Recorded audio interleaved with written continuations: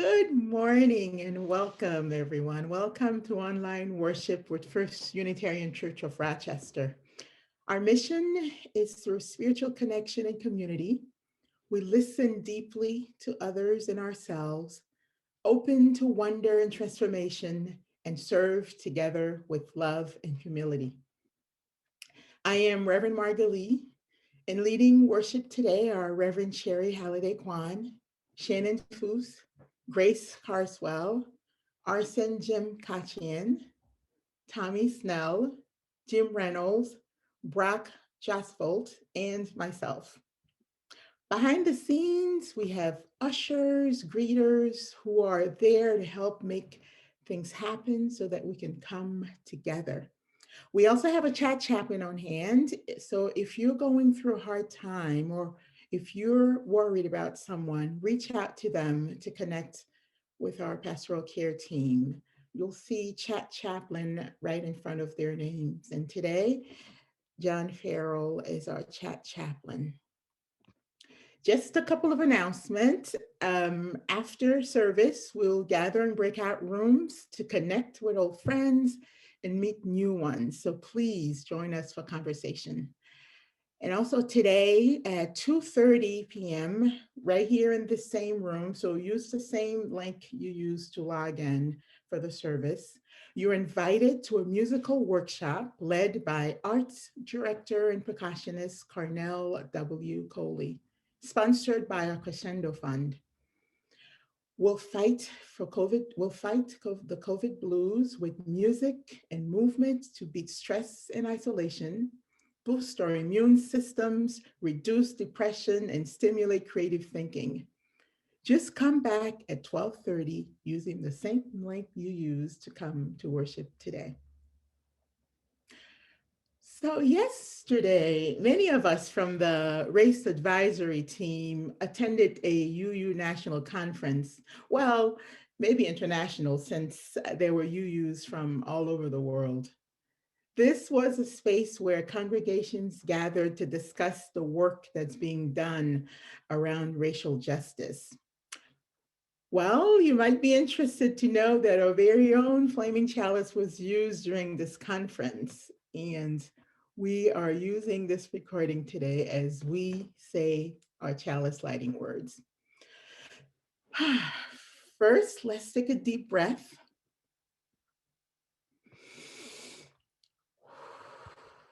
And settle into the sacred space.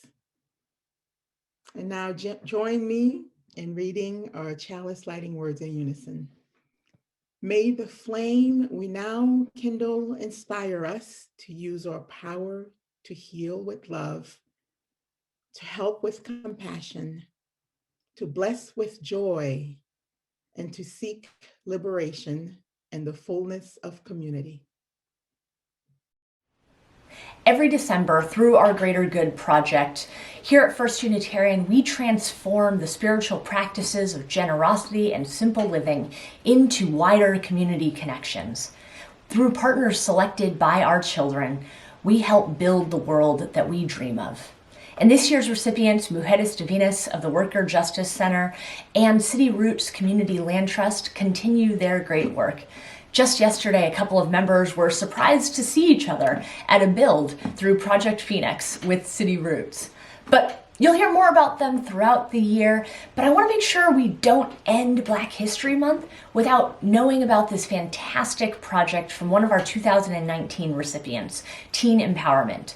Teen Empowerment trains activists and community leaders who are teens, of course, building Black future by learning about and honoring Black history. Last summer, they completed a project called Clarissa Uprooted, a documentary about the Clarissa Street reunion, an important fixture here in community and in Black history here in Rochester.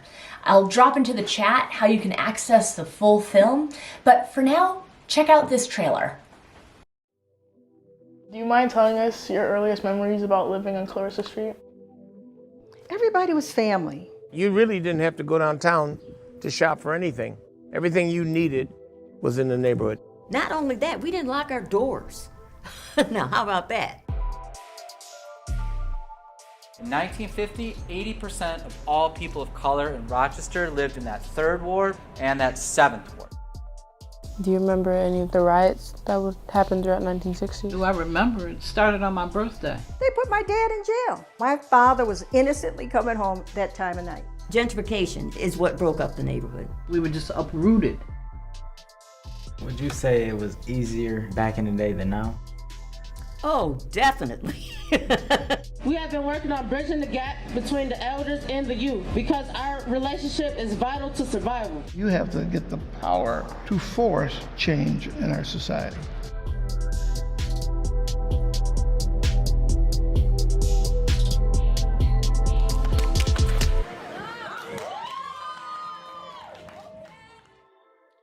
I really enjoy cooking a delicious meal for friends. So I invited 4 close friends over for dinner, and we were gonna have lamb shanks with rosemary, which was a new dish for me to make. I found what I thought was the perfect recipe. I had looked through many recipes and decided on this one. The pictures of it were just enticing. I read all about it and I watched the videos carefully so I knew exactly what to do. I thought I followed all the directions exactly. The table was set, everybody came, and everything seemed just right. But when I took that dish off the top of the stove and brought it to serve to my friends, I knew it was a disaster. Something had really gone wrong. It looked nothing like those enticing pictures. So as I brought it out, I apologized for how it looked and how it might taste. And we all had no thank you servings. And apart from the appearance, it was passable, I guess. But after dinner, the rest of it went in the trash. My friends were supportive and they laughed with me about it. We all agreed we'd have dinner again soon, but that I would promise to actually practice making the recipe before they came. And that's why I think we come to church. Here at First Unitarian, we know there's a big difference in knowing about something and actually doing it ourselves. In this church community, we can be who we are. We can try out new ideas and beliefs. We can make mistakes, discard what is not usable, and find ways to really live out our beliefs in our daily lives. Please join me in singing "Come and Go With Me to That Land."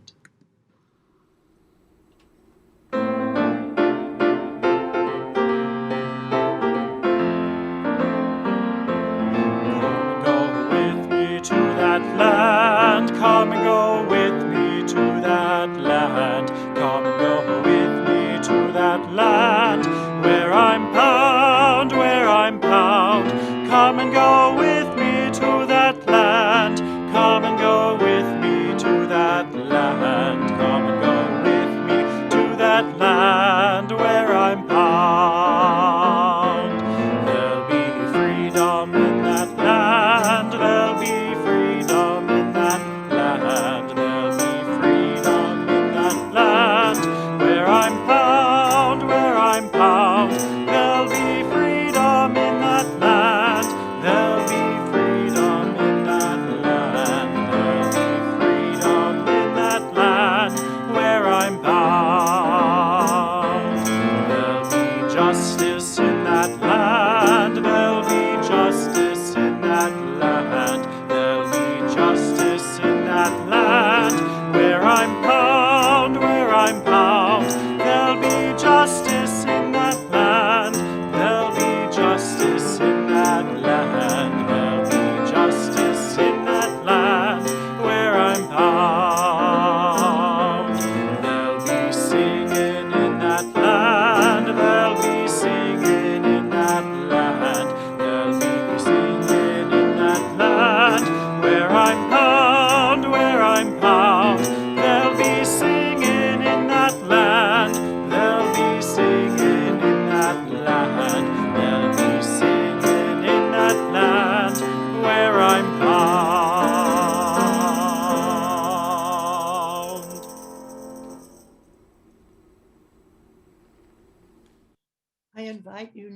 into the spiritual practice of generosity.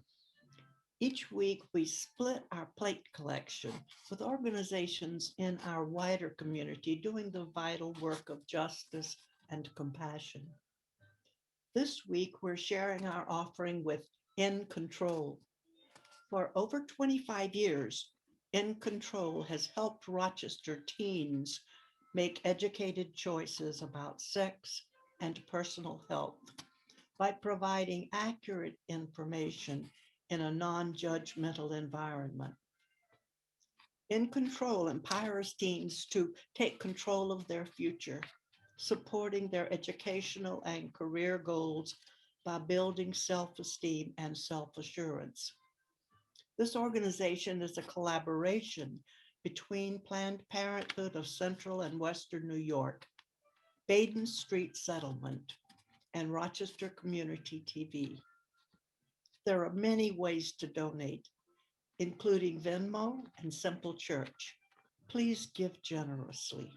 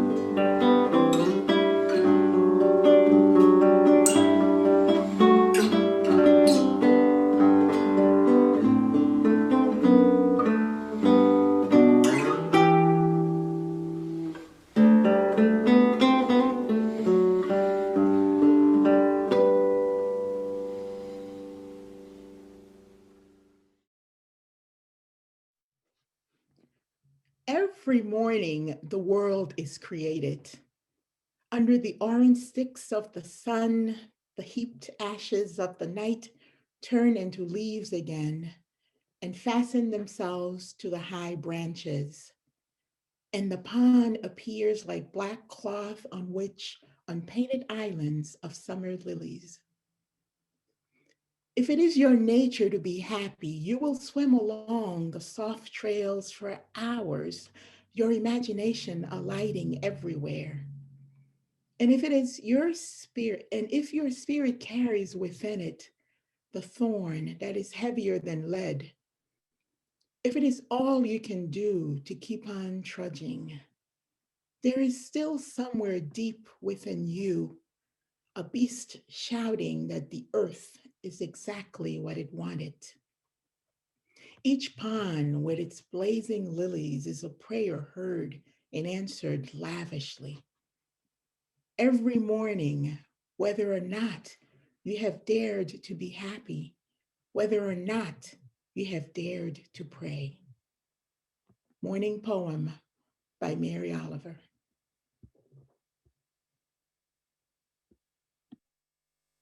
Whether or not you have ever dared to be happy, whether or not you have ever dared to pray, I invite you now into a time of shared silence.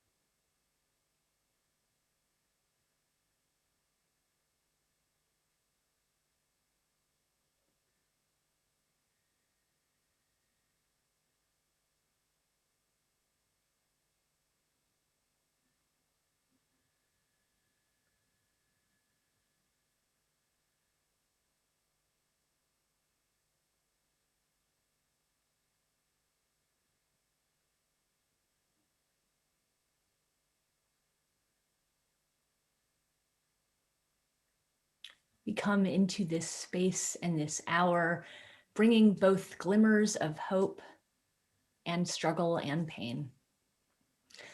That which happens in our private lives, to our families, to our friends, to our communities, or even just to the space between our ears or our pulsing heart. There are reasons to celebrate, like sweeping new protections for the LGBTQ community, and reasons to sigh, to pause. This week we ticked over in this country to 500,000 deaths. Here in Rochester, the sharp inhale of breath, and then the shudder that comes with justice denied for the family of Daniel Prude. Life swirls all around us. And through it all, the firm and steady earth below our feet and our bodies, it holds us. I invite you into a grounding chant, one I give to you that was taught to me as a song by Joe Tolbert, who learned it at the Mountain, a retreat center for activists grounded in liberation, who learned it from Unitarian Universalist, the late Alandria William. Repeat after me. Solid as a rock. Solid as a rock. Rooted as a tree. Rooted as a tree. I am here. Standing tall. In my rightful place.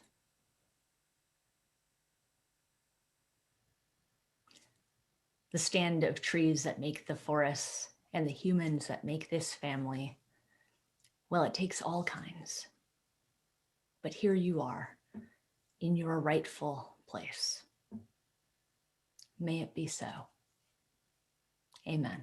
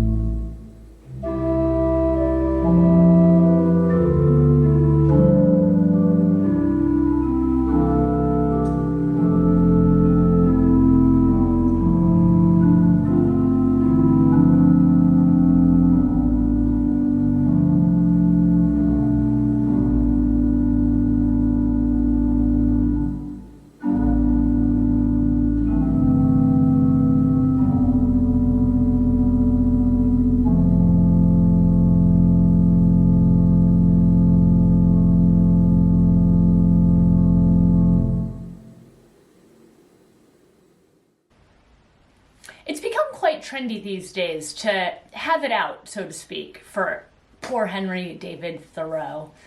Whether it's that his mother did his laundry, or that, well, his writing style for many is both flighty and plodding at the same time.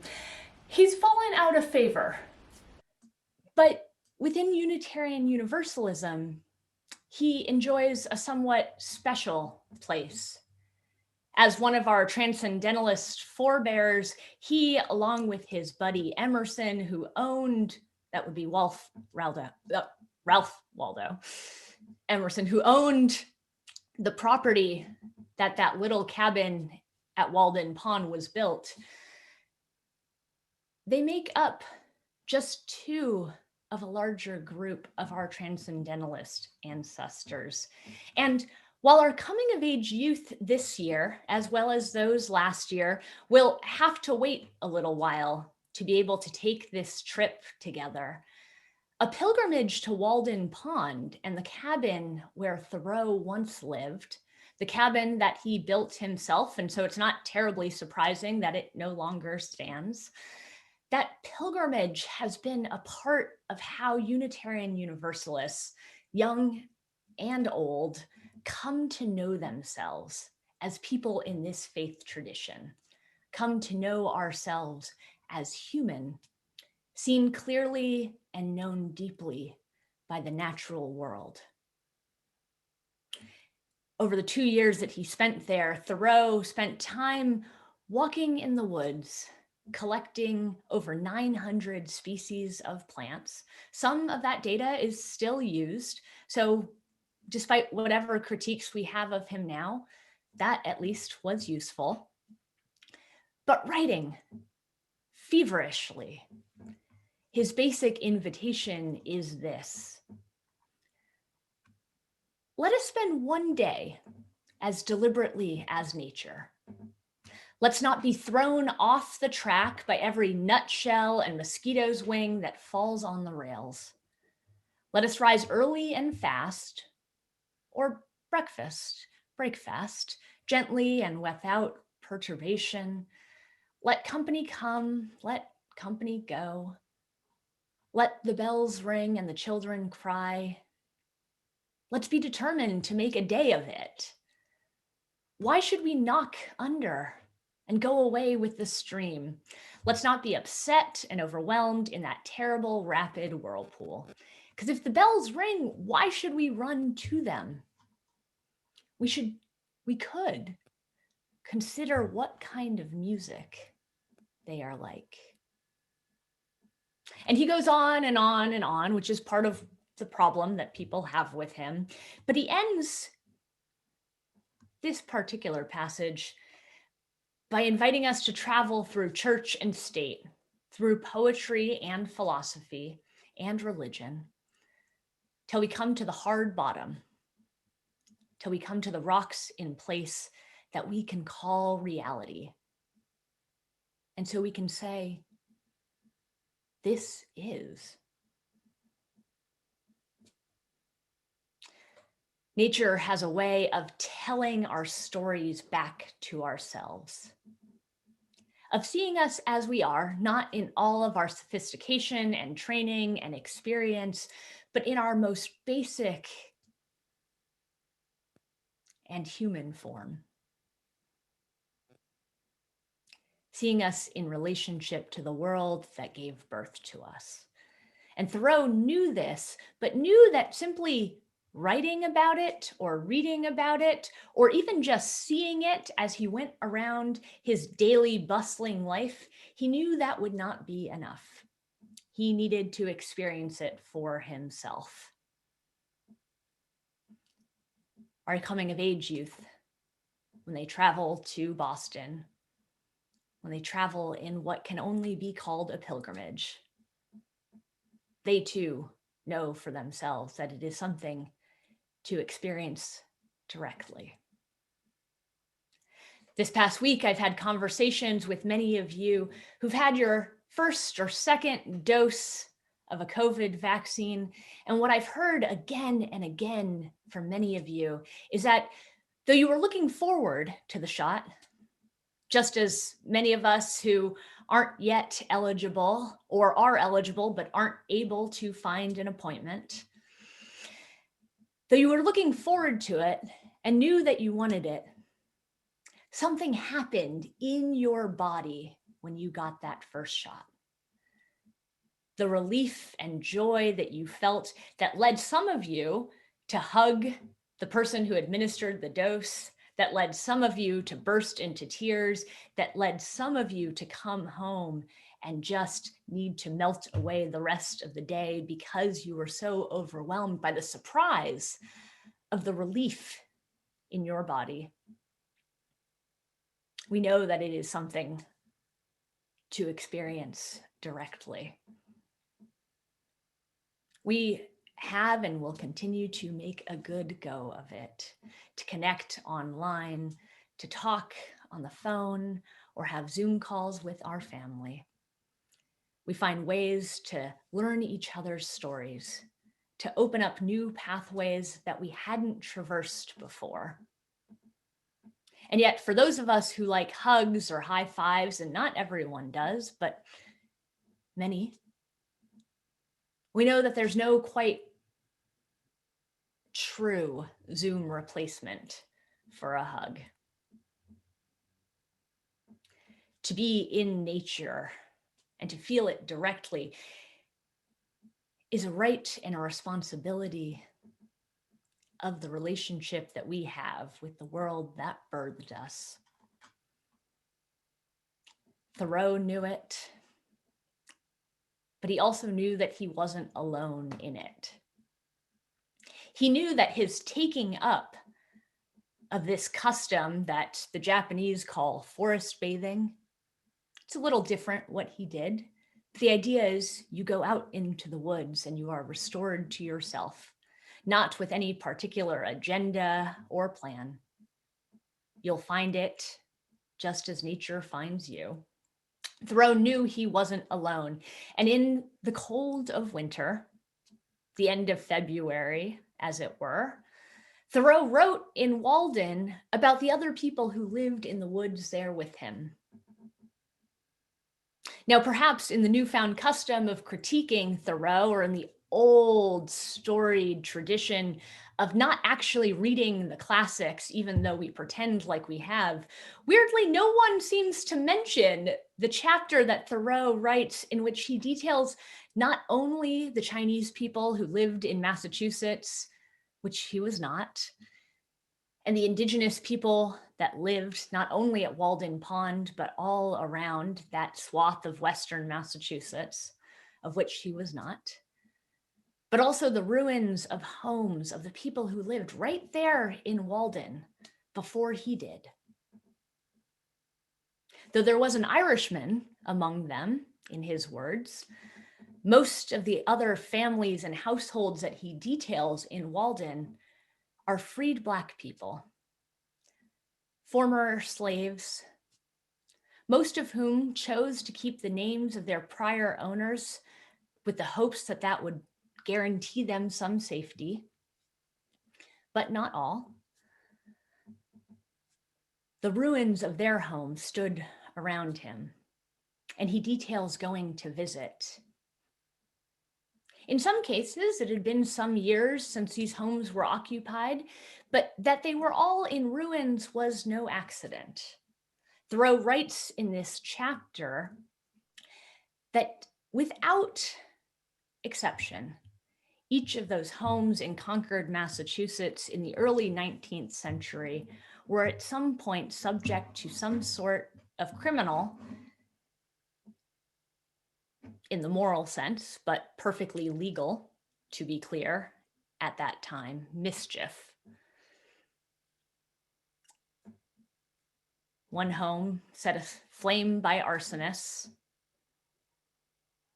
When Alice Walker writes a poem about the tree of life falling over her small house, that's a different kind of destruction, but this human-wrought tree of life is no kinder. The political project that allows us to forget Walden's chapter on the Black people that lived at Walden, who came to know nature and came to know themselves as nature told their stories and their lives and their beauty back to them. Well, that political project is not new.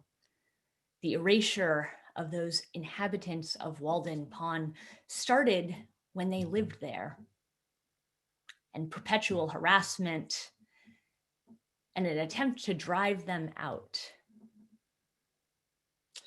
betrayed the cheerful hope of the hymn that we sang earlier. Come and go with me to freedom land, that promised slaves in the American South of political freedom in the North. Well, it was true, but there was still a ways to go, even in Massachusetts, even in 2021. This political project takes various modes of being, but each is meant to erase both Indigenous and Black and other people of color from the birthright of access to nature. When I was a Peace Corps recruiter, I'd often ask folks hoping to travel somewhere else in the world to guess what a day in their life might be. Now, they didn't know if they'd be in Armenia or China or Ghana or Colombia. So it's a fairly absurd exercise. But to imagine how they might engage in a new place, in a new community, what might their lives be like? Tell me about the power of your imagination.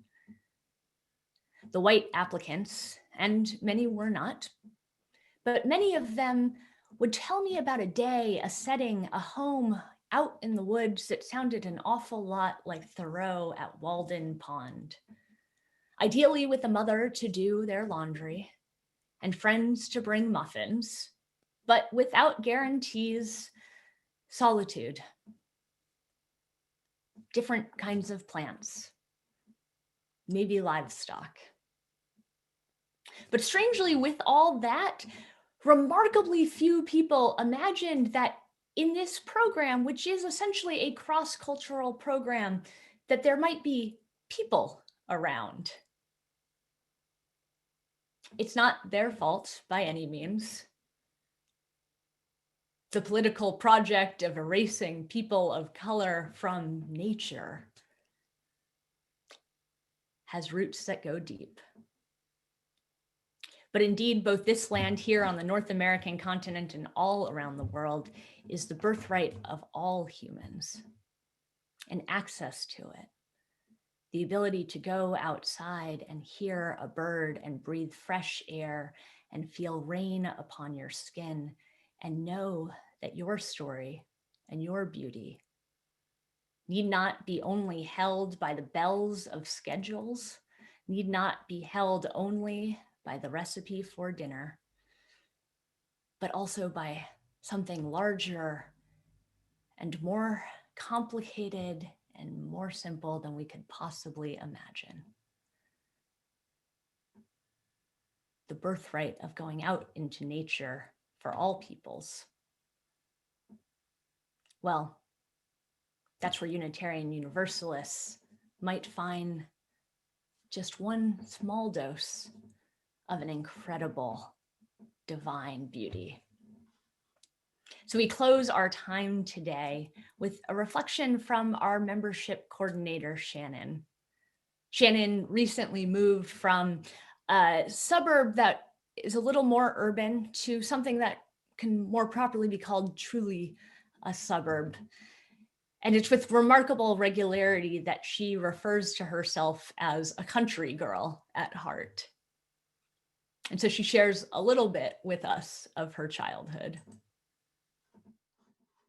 Yesterday, I crunched a mouthful of nacho corn nuts and was directly transported to my childhood.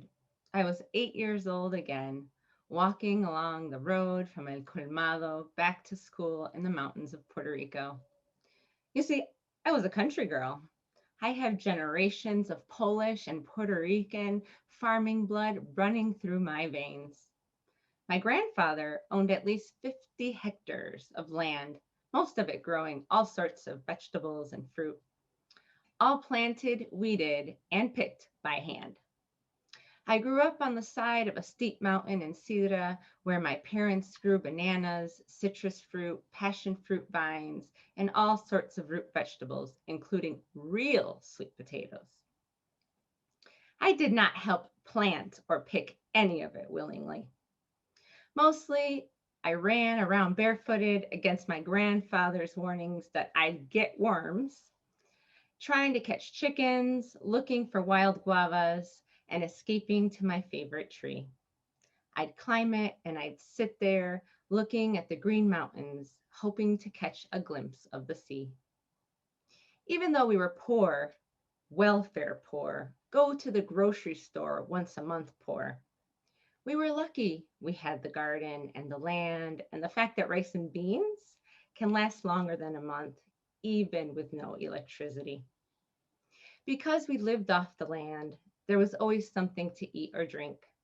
Freshly squeezed orange juice, bananas ripe off the plant, an egg or two for breakfast. And if the freezer was working, frozen Parcha Pops. I did not realize it then, but I do now. Mother Nature was good to us. She entertained me. She taught me how to survive, even through her hurricanes. She fed me and ultimately loved me. Please join me in singing our closing hymn, Where My Free Spirit Onward Leads.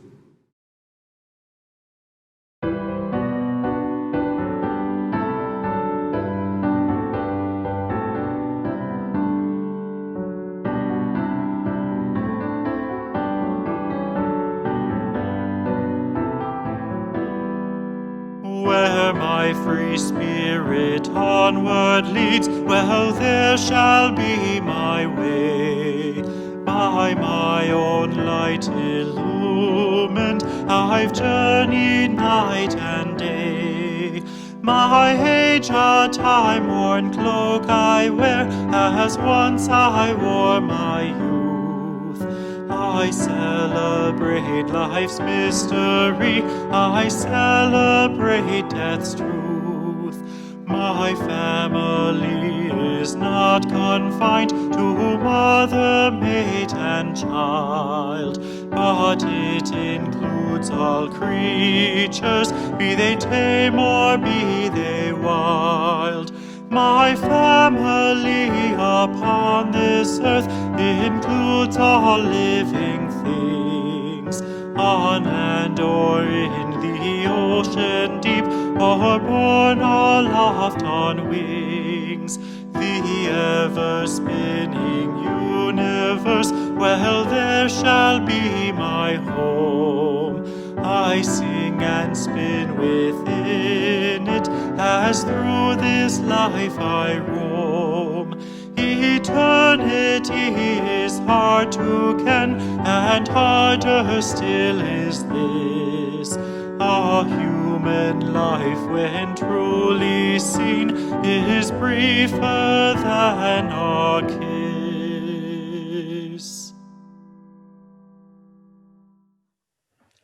I invite you to extinguish your chalice with me if you have one handy, and even if you don't, to join me in our unison words.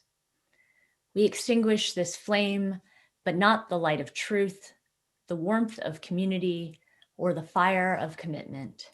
These we carry in our hearts until we are together again. Our family is not confined to mother, father, child. Here in this family of all souls, if not saints, here in this family of all souls, we reach out to creatures both wild and tame. May we know ourselves as nature sees us, beloved and powerful and free. Go in peace. I love you. Amen.